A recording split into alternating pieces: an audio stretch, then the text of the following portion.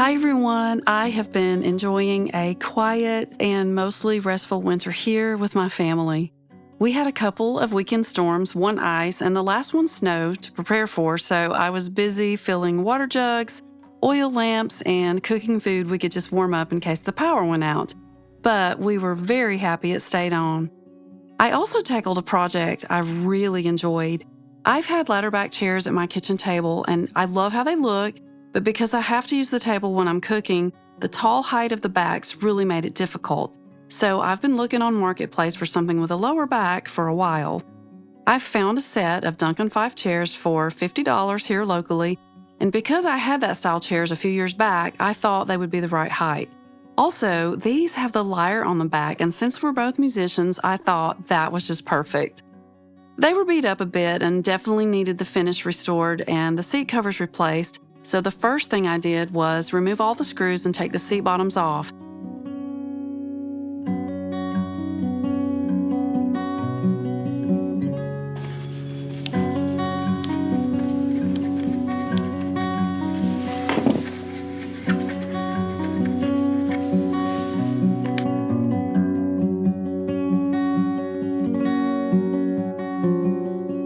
Then I just sanded with a sanding block just to even out where the scratches were so I could apply stain. I really wasn't doing like a full restoration, but I just wanted to even the finish up and make them look better.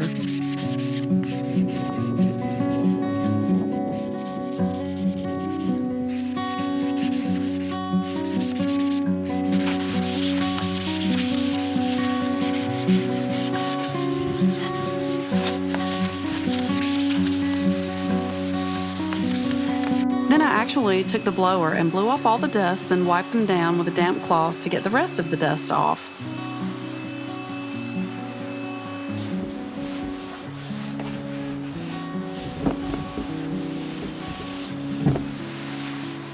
Now, I know this looks crazy, but I've stained a lot of wood over the last 20 years, so I put on my rubber gloves, then old socks over the gloves to wipe on the stain. It just works better for me to do it that way, especially with furniture like this that has a lot of curves. It really helps me to get into the grooves doing it this way. Then I took another set of old socks and wiped all the excess stain off.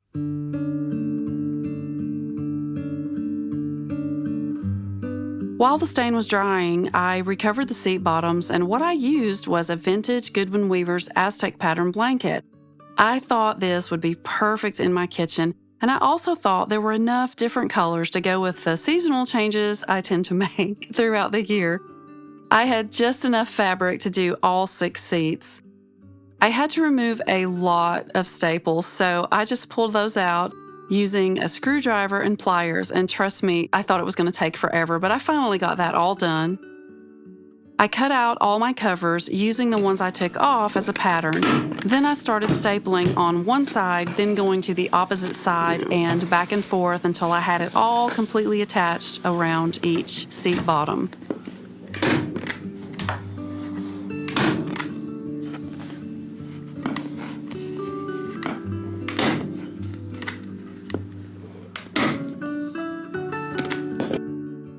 I love how they turned out. I think this pattern gives this really traditional chair a more updated kind of look, but it's just not too far outside the box.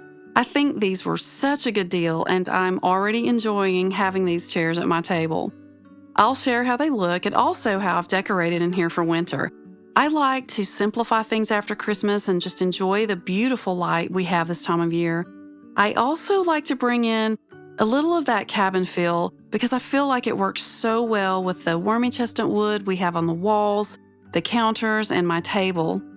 I'll link a blog post with photos and more details, but if you have any questions, be sure and leave them here. Thanks for stopping by, my friends.